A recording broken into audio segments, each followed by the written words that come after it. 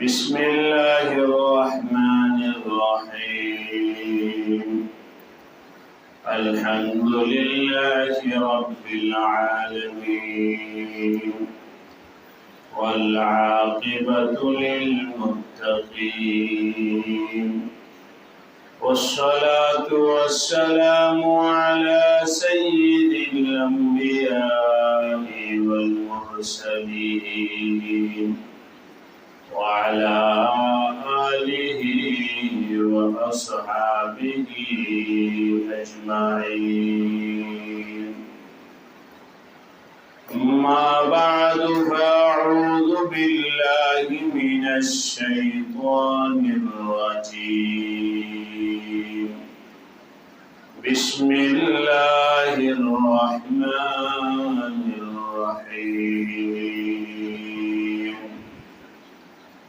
تبت يدا أبي لهب وتب ما أغنى عنه ماله وما كسب سيصلى نارا ذات لهب وامرأته حمالة الحطب في جيدها حبل من مسد.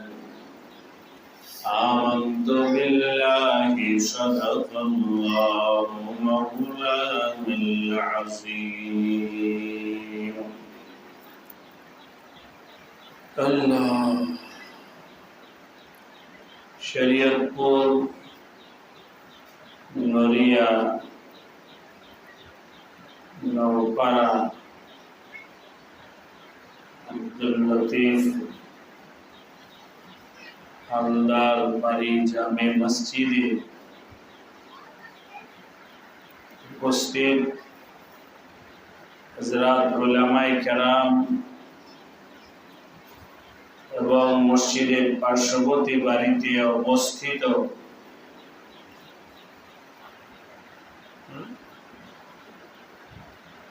পর্দার আলে আমার মা ও বোনেরা, আল্লাহ রাব্বুল আলামিনের দরবারে অসংখ্য শুকরিয়া যে আল্লাহ রাব্বুল আলামিন মা বোনদেরকে সাংসারিক শত ব্যস্ততা কাজকর্ম রেখে আল্লাহ পাকের দ্বীনের মহব্বতে কোরআন হাদিসের কথা শোনার জন্য এখানে হাজির হওয়ার তৌফিক দান করেছেন। সকলে শুকরিয়া আদায় করে বলি আলহামদুলিল্লাহ।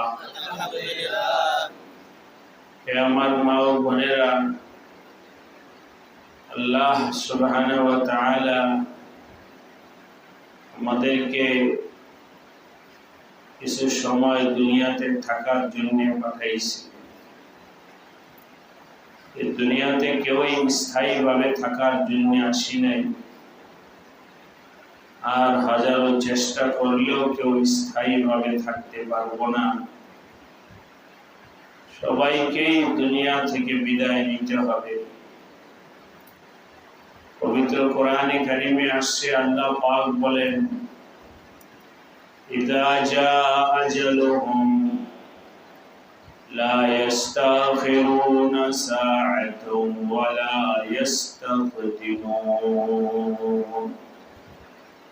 যখন তোমাদেরকে নেওয়ার জন্য এই দুনিয়া থেকে নিয়ে যাওয়ার জন্য মালাকুল মউত রূহ কবজা করতে হাজির হবে, তখন কেউই এ কথা বলার সাহসও পাবে না, বলতেও পারবে না যে আমার তো কাজ আছে, আমি এখন যাওয়ার জন্য প্রস্তুত নয়, আমি এখন যাব না, আমি দুনিয়াতে আরো থাকবো, আমার বাচ্চা কাচ্চা ছোট, আমার ব্যস্ততা আছে, অমুক আছে, তমুক আছে। কেউই এই কথা বলার সাহস পাবে না, আর বললেও সেটা কাজে আসবে না। ক্ষমতা দিয়েও কেউ মালাকুল মউতকে রদ করে ফিরাই দিতে পারবে না, টাকা পয়সা দিয়েও কেউ ফিরাইতে পারবে না। ধনী হোক, গরিব হোক, পুরুষ হোক, মহিলা হোক, আল্লাহ পাকের ফয়সালাকে কেউই রদ করতে পারবে না। লা ইস্তাখিরুনা সাআতান ওয়া লা ইস্তাকদিমুন। কবরে চলে যেতে হবে। রূহ যখন চলে যাবে তখন ছেলে মেয়ে, আত্মীয় স্বজন সবাই দৌড়ায়া কবর খনন করবে, কবরে রাখার জন্য প্রস্তুত করবে। কবরে রেখে আসা হবে, মাটির ঘর, মাটির ঘরের ভিতরে রেখে আসা হবে, আলমে বরজখের মধ্যে রেখে আসা হবে। কবরে রেখে আসার পর আল্লাহ পাক ফেরেশতা পাঠাবেন প্রশ্ন করার জন্য। কবরে ফেরেশতা আইসা জিজ্ঞাসা করবে, মান রব্বুকা, তোমার রব কে, বলো তো দেখি। মান রব্বুকা, তোমার রব কে। তো মানুষ কেউ আছে মহিলাদের মধ্যে যারা উত্তর দিতে পারবে, আবার কেউ আছে উত্তর দিতে পারবে না। উত্তরে বলবে, যারা উত্তর দিতে পারবে তারা বলবে রব্বি আল্লাহ, আমার রব বলেন আল্লাহ। দ্বিতীয় প্রশ্ন হবে, ওমা দীনুকা, তোমার ধর্ম কি, কোন ধর্মের ছিলা অনুসারী, দুনিয়াতে কোন ধর্ম তুমি পালন করেছ। তখন উত্তরে বলবে দীনি আল ইসলাম, আমি দুনিয়াতে ইসলাম ধর্ম অনুসরণ করেছি, ইসলাম মোতাবিক জীবন যাপন করেছি। হয়ে গেল উত্তর। 3 নাম্বার প্রশ্ন হবে, ওমান নবিয়ুকা, তোমার নবী কে, তোমার নবীর নাম কি বলো। কোন কোন বর্ণনায় আসছে নবী আলাইহিস সালামকে পেশ করে জিজ্ঞাসা করা, অনেকে চেনো। যারা উত্তর দিতে পারবে তারা বলবে, উনি তো আমাদের নবী হযরত মুহাম্মদ সাল্লাল্লাহু আলাইহি ওয়াসাল্লাম।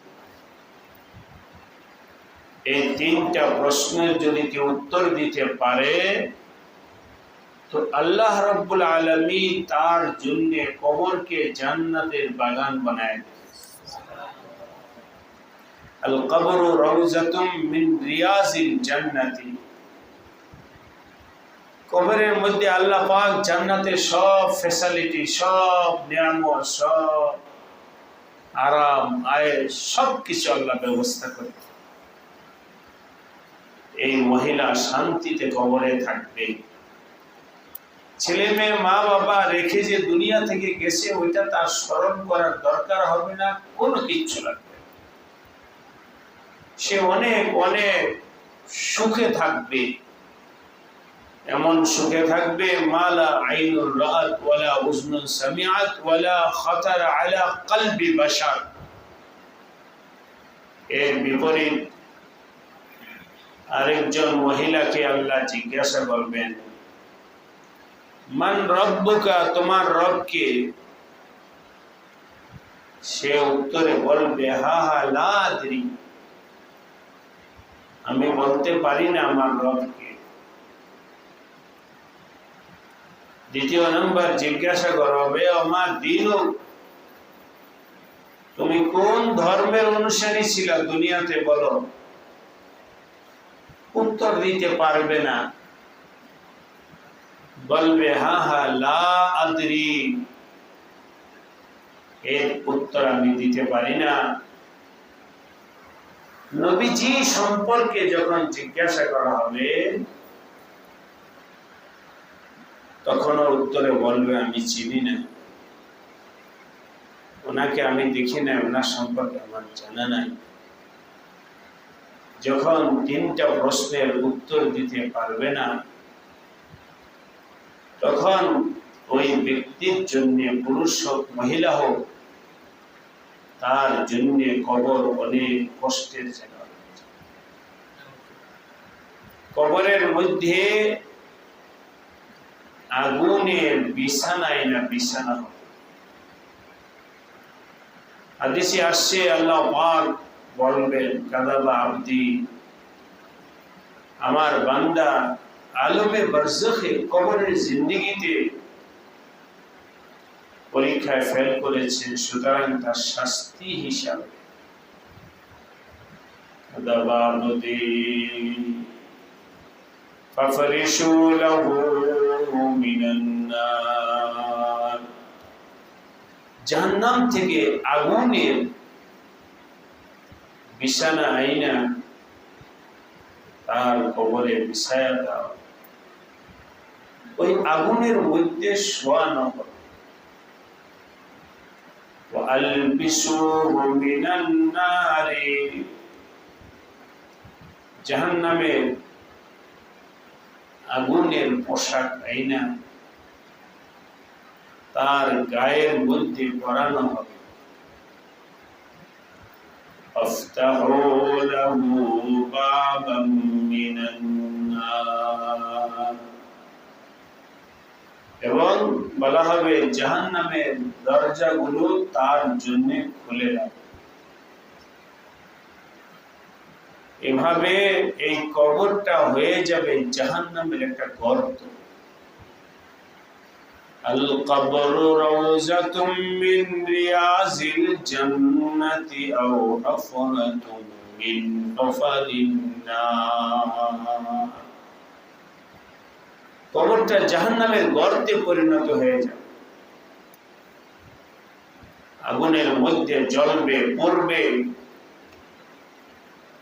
চামড়া পড়বে, গোশত পুইরা যাবে, হাড্ডি গুলো পড়বে। তো পুইরা শেষ হবে না, আবার আল্লাহ তাআলা হাড্ডি গোশতের ব্যবস্থা করবে, আবার পড়বে, আবার পড়বে, আবার শেষ হবে, আবার পড়ানো হবে, আবার পড়বে।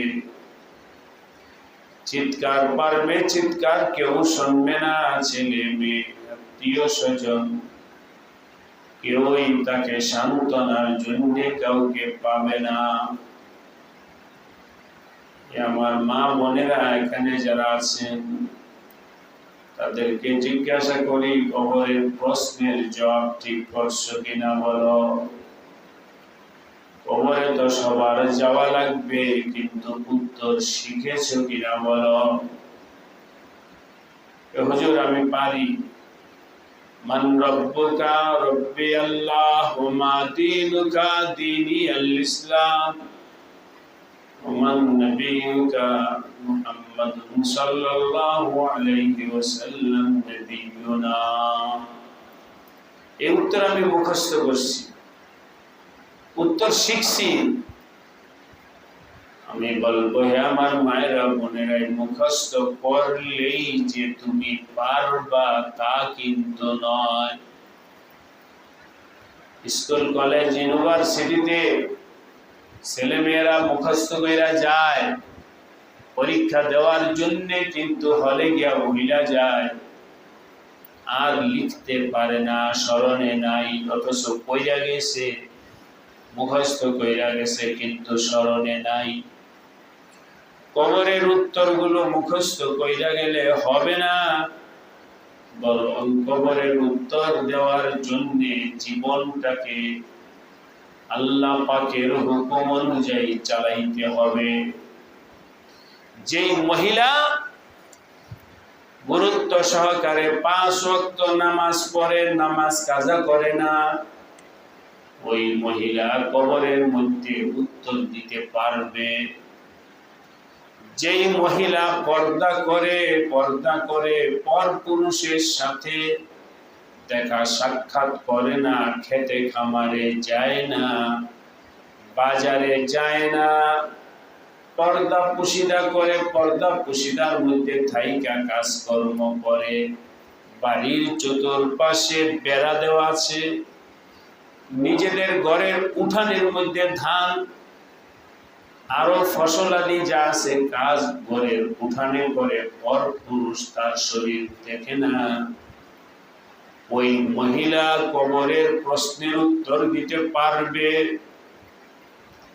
যেই মহিলা ঝগড়াঝাটি করে না, স্বামীর সাথে ঝগড়াঝাটি করে না,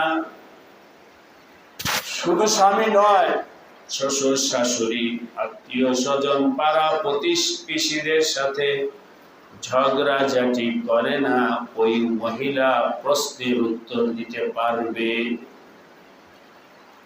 যে মহিলা মোবাইল, টেলিভিশন, বড় বড় মোবাইলে নাটক, গুনাহ, অশ্লীলতা, নাচ গান, খেলা দেখে না, ওই মহিলা প্রশ্নের উত্তর দিতে পারবে। যেই মহিলা জিনা, ব্যভিচার, পরকীয়ার মতো গুনাহ করে না, ওই মহিলা প্রশ্নের উত্তর দিতে পারবে। আমি বলে গেলাম, লেখা রাখেন। কিন্তু যে 5 ওয়াক্ত নামাজ পড়ে না সে উত্তর দিতে পারবে না, পর্দা করে না সে উত্তর দিতে পারবে না, ঝগড়াঝাটি থেকে বিরত থাকে না সে উত্তর দিতে পারবে না, বিভিন্ন ধরনের চরিত্র নষ্ট করে জিনা ব্যভিচার এ লিপ্ত, সেও উত্তর দিতে পারবে না। যে মোবাইল, নাচ গান, পরকীয়া, বিভিন্ন ধরনের অশ্লীল কাজকর্মের সাথে লিপ্ত থাকে, সেও প্রশ্নের উত্তর দিতে পারবে না। সুতরাং আমার মা বোনেরা, আপনাদেরকে বইলা গেলাম, আমলগুলো ঠিক করেন, নামাজ ঠিক করেন, পর্দা ঠিক করেন, নিজের আখলাক চরিত্রকে সুন্দর করেন। ইনশাআল্লাহ ভয় নাই, ভয় নাই, ভয় নাই। কবরে রাইখা আসলে আল্লাহ পাক পবিত্র কোরআনে কারীমের মধ্যে বলেন, নাহনু আউলিয়াউকুম ফিল হায়াতিদ দুনিয়া ওয়াল আখিরাহ। ফেরেশতা বলবে, ঈমানদার পুরুষ মহিলাদেরকে ফেরেশতারা বলবে, রহমতের ফেরেশতা বলবে, নাহনু আউলিয়াউকুম, আমরা তো তোমাদের বন্ধু। রহমতের ফেরেশতারা বলবে, নাহনু আউলিয়াউকুম, আমরা তোমাদের বন্ধু। দুনিয়াতেও বন্ধু ছিলাম, দুনিয়াতে তুমি যখন তাহাজ্জুদ নামাজ পড়তে দাঁড়াইছো, আমরা তো চতুর্পাশ দিয়ে তোমাকে পাহারাদারি করছি।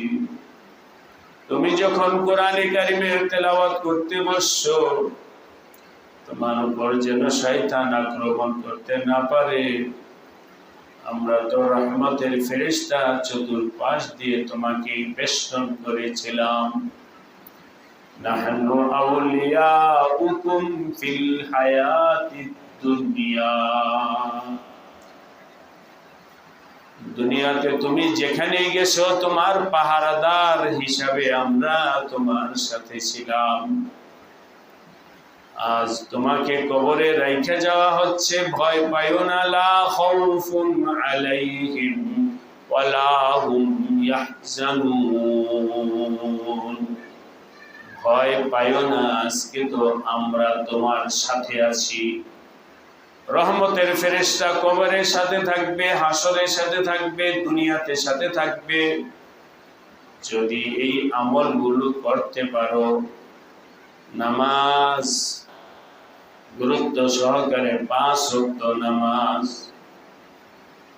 আমার মা বোনেরা আজকে ওয়াদা করেন, যে কোনো হালাত আসুক না কেন, কাজের হালাত আসুক, ধান কাটার হালাত আসুক, যে কোনো হালাত আসুক, নামাজ এখন থেকে আর নামাজ কাজা করব না।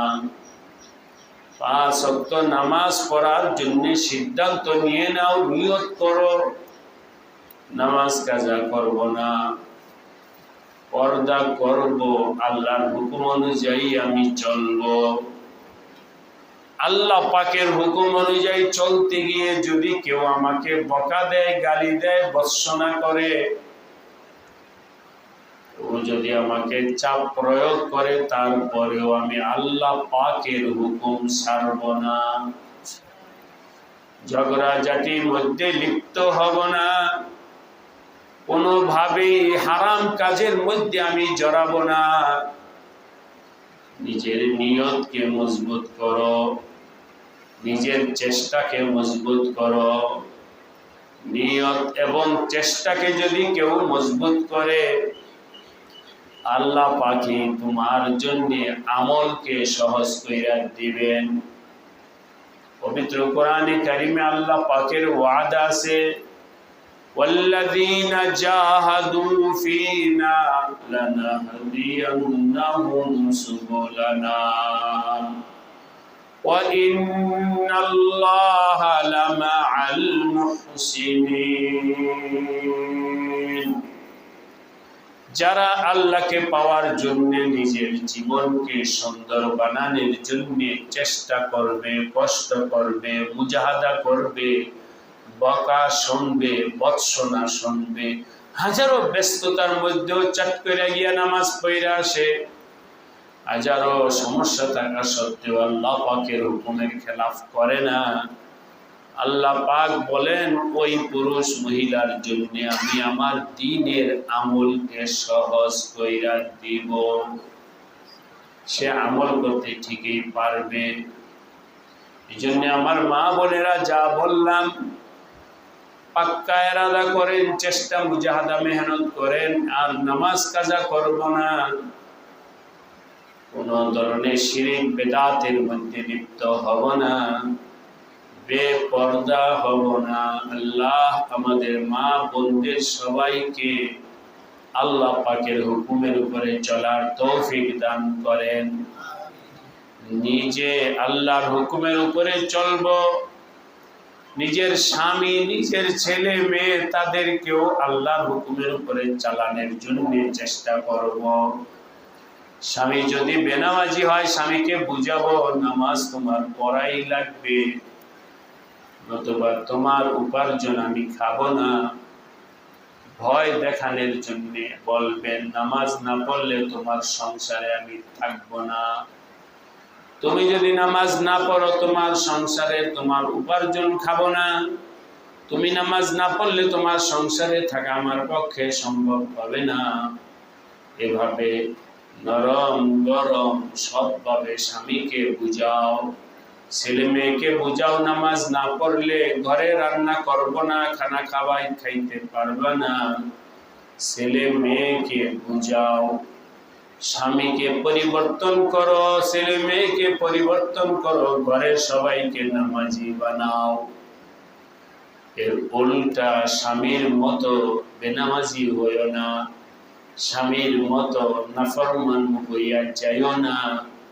যদি স্বামীর মতো স্বামী বেনামাজি, তুমিও বেনামাজি হয়ে যাও, স্বামী বদ্দিন, তুমিও যদি বদ্দিন হয়ে যাও, স্বামী নাফরমান, তুমিও যদি নাফরমান হয়ে যাও, তাহলে মনে রাখো স্বামীও জাহান্নামী, তুমিও জাহান্নামী। আমি যে আয়াত পাঠ করেছি সূরা লাহাব, এই সূরার মধ্যে আল্লাহ পাক বলেন আবু লাহাব ছিল ইসলামের শত্রু, ইসলামের শত্রু, আমার নবীজির শত্রু। আবু লাহাব ছিল মুশরিক, আল্লাহকে মানে নাই, আল্লাহর হুকুমকে মানে নাই, আল্লাহর দ্বীনকে মানে নাই, বরং আল্লাহর সাথে আল্লাহর দ্বীনের বিরোধিতা করছে, আমার নবীজির বিরোধিতা করছে, নবীজিকে বিভিন্নভাবে কষ্ট দিয়েছে। আবু লাহাব যখন বিভিন্নভাবে ইসলামের বিরোধিতা করছে। আবু লাহাবের এই সব মন্দ কাজের সাথে তার স্ত্রীও ছিল। স্ত্রীও আবু লাহাবের মতোই ছিল, ইসলামের বিরোধী, নবীজির বিরোধী, ইসলামের মুখালিফ, আল্লাহ পাকের দুশমনির কাজে আবু লাহাবের স্ত্রীও শরীক ছিল। আল্লাহ পাক কোরআনে বলেন, তাব্বাত ইয়াদা আবি লাহাব, ধ্বংস আবু লাহাব। আবু লাহাব ধ্বংস হয়ে গেছে, আবু লাহাব ধ্বংস হয়ে গেছে। তাব্বাত ইয়াদা আবি লাহাব, ধ্বংস আবু লাহাবের। ওয়ামরাআতুহু, এবং ধ্বংস তার স্ত্রীও। আবু লাহাব জাহান্নামী, তার স্ত্রীও জাহান্নামী। কারণ আবু লাহাব ইসলামের মুখালিফ বিরোধী ছিল, আবু লাহাবের স্ত্রীও ইসলামের মুখালিফ বিরোধী ছিল। এই জন্য স্বামী স্ত্রী দুজনেই ধ্বংস। তাব্বাত ইয়াদা আবি লাহাবি ওয়া ইমরাআতুহু,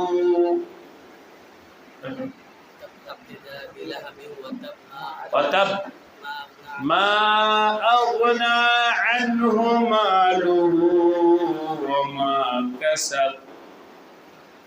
ওই জাহান্নাম থেকে আবু লাহাব, ধ্বংস থেকে আবু লাহাব বাঁচতে পারে নাই।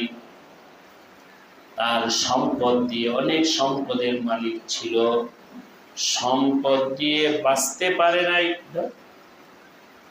সম্পদ দিয়ে বাঁচতে পারে নাই, টাকা পয়সা সম্পদ দিয়ে মুক্তি পায় নাই, ধ্বংস হইছে তো হইছে।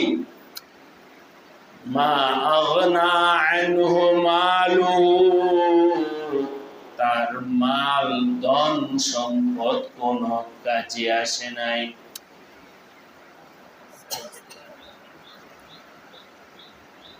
সব শেষ। সায়াসলা নারান যাতা লাহাব, অচিরেই সে আগুনের মধ্যে প্রবেশ করবে, করছে জাহান্নামের আগুনের মধ্যে। শুধু সে একা নয়, ওয়ামরাআতুহু, তার স্ত্রীও ওই জাহান্নামের আগুনে প্রবেশ করবে। হাম্মালাতাল হাতাব, সে কাষ্ঠ বহন করতে অভ্যস্ত ছিল। অর্থাৎ সহজে বলি, সে ইসলামের বিরোধিতার জন্য স্বামীর সহযোগী ছিল। ফি জিদিহা হাবলুম মিন মাসাদ, গলদেশে মৃত্যু, এর রশি লাগানো অবস্থায় তাকে মৃত্যুবরণ করতে হয়েছে। এই জন্য আমার মা বোনেরা, আপনাদের কাছে বলে যায়, স্বামী যদি বেনামাজি হয়, স্বামীর মতো বেনামাজি হইও না। স্বামী যদি বদ্দিন হয়, স্বামীর মতো বদ্দিন হইও না। স্বামী যদি নাফরমান হয়, স্বামীর মতো নাফরমান হইও না। তুমি তোমার ঈমান নিয়ে মজবুত হও, তুমি তোমার আমলের উপরে মজবুত হও, তুমি তোমার নামাজের উপরে মজবুত হও। স্বামীর দোহাই দিয়ে নিজের ঈমান আমল নষ্ট কইরো না।